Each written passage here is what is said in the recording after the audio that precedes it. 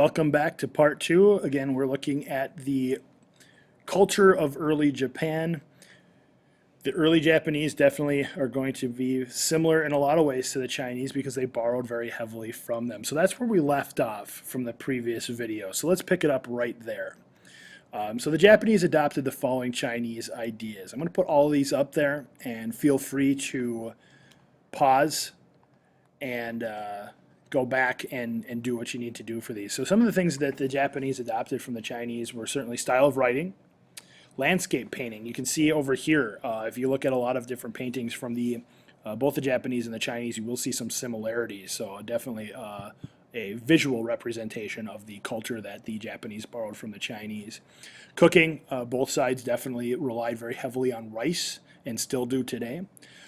Gardening, drinking tea, hairdressing, and the civil service system. We talked about that with Confucius. Confucius had introduced this. The Han Dynasty really embraced it in China. They had to take exams in order to get good government jobs. That's what a civil service person is. They're a government worker. It was adopted in Japan. It didn't really work. It didn't really take there, but at least they attempted to try it. So definitely an example of borrowing from the Chinese.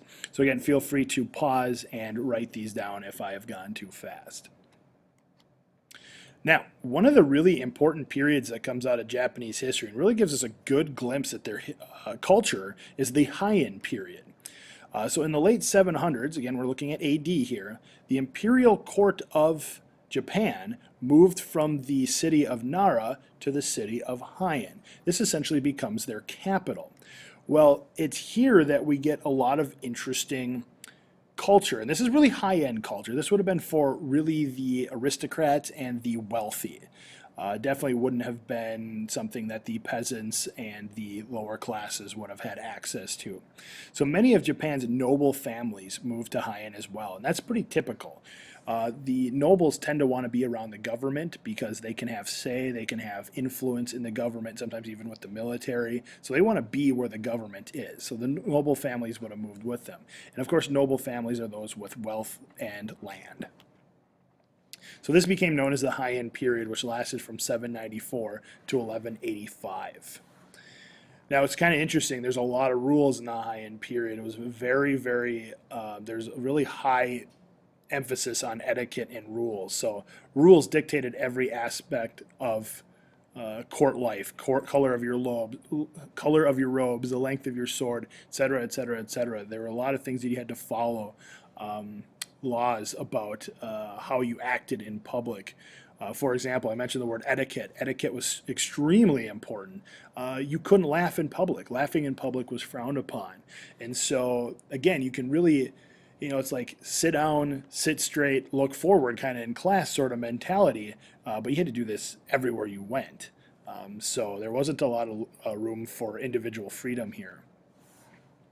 Everyone at court was expected to write poetry and to paint, so there was an emphasis on the arts, certainly an emphasis on being able to read and write. You can't write poetry if you don't know how to read and write, so that would have been expected.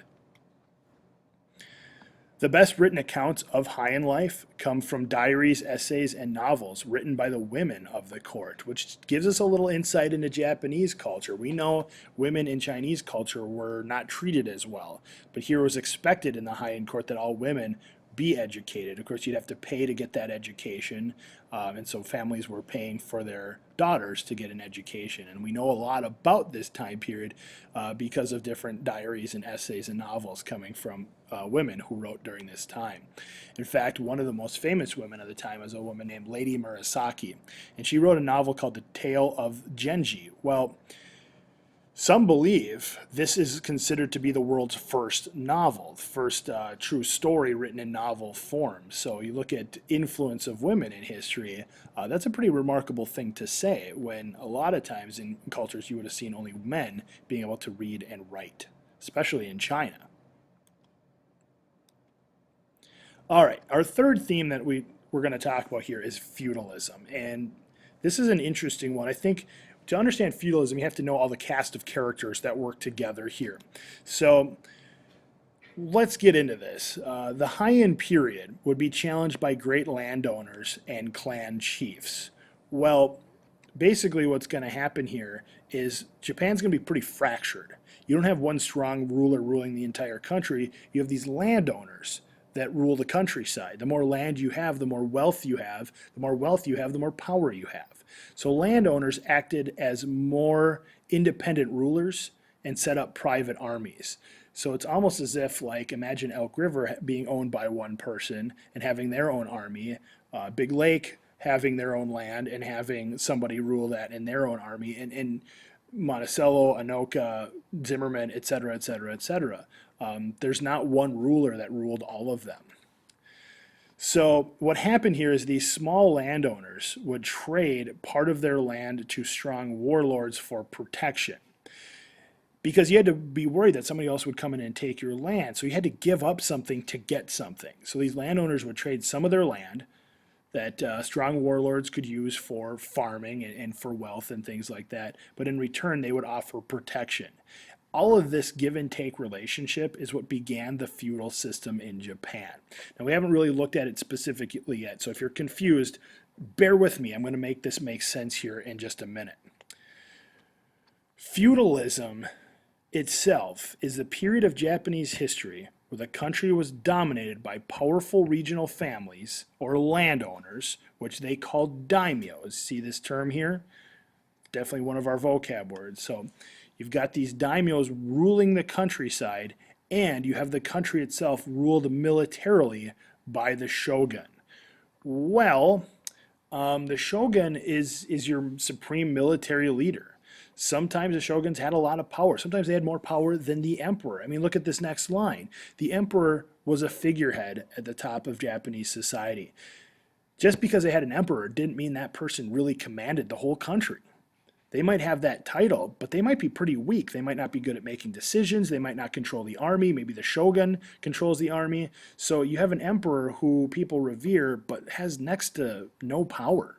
And so the power then lies in these powerful regional families, the landowners who control property across the country. So as I mentioned, often the shogun or the supreme general of the emperor's army had powers of a military dictator, often became the real power of Japan. So what you're looking at here is sort of a hierarchy. You've got your emperor at the top, like we've seen in other cultures, like we saw pharaohs in Egypt. And underneath that, you've got your military leader, the shogun. And if the shogun commanded the loyalty of the army and had a lot of soldiers, they kind of became the most important person, even though they weren't the emperor. But meanwhile, across the country itself, these daimyos were the ones controlling the property. So landowners or daimyos knew in order to survive, they had to protect their land. Well, they weren't going to do the fighting. They're the landowners. You're the wealthy one. You pay somebody else to do that. So you surrounded yourself with loyal bodyguards called samurai. So in the feudal system, again, you have at the top, you have your emperor, who may or may not have had a lot of power. Just beneath that, you might have a supreme shogun who has a lot of military power. And just beneath that, you've got your landowners. And they would surround themselves with samurai. So if we want to look at that from sort of a pyramid standpoint, here's what we're looking at. So you got your emperor here, again, figurehead, shogun, daimyos, samurai. Next one on the list is ronin. Well, ronin are samurai who chose not to commit seppuku upon death of his master. Interesting thing about the samurai, and we'll see it on the next slide, samurai fought to the death. It was very honorable to die in battle. And if they were ever dishonored, if they ever did not fulfill their job of protecting who they were meant to protect, it was sort of expected for them to kill themselves. You took your short sword called a wakizashi and you ripped open your belly. And those who chose not to do that after being dishonored would be called ronins. Then you can see at the bottom, you've got your peasants, artisans, and merchants. So let's talk a little bit more about those samurai. Samurai had a code. They lived by a very demanding behavior code called Bushido. Bushido is also known as the way of the warrior. So realistically, these samurai trained and lived every single day by this code. It was very, very important to them. It was honorable. It was loyal. It was discipline. Those words really are used to encapsulate what the samurai stood for. Samurai were expected to show reckless courage and die an honorable death. Like I mentioned, they did not want to grow old and retire. I mean, certainly they didn't want to die. Don't get that impression. But in times of battle, because they were very well trained in the use of swords and riding on horseback and just fighting, their thought was, if I'm going to die, I want to die doing what I'm meant to do, fighting and protecting. So they were expected to die an honorable death. But as mentioned, if they were dishonored, samurai could earn their honor back by committing seppuku, which is a ritualistic suicide.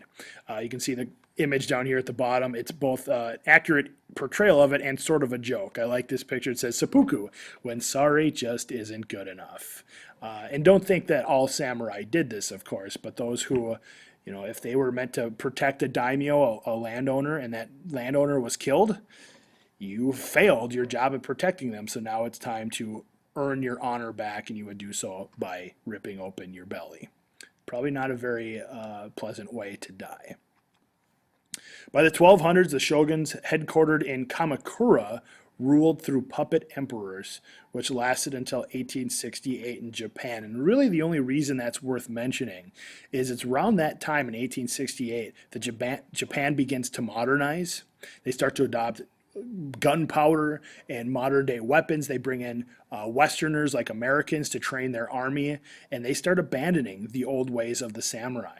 And the samurai slowly fade away. They're basically almost made obsolete because they just don't have any place in Japanese culture anymore by the 1860s, which is really sad because they were a very honorable, very elite fighting force.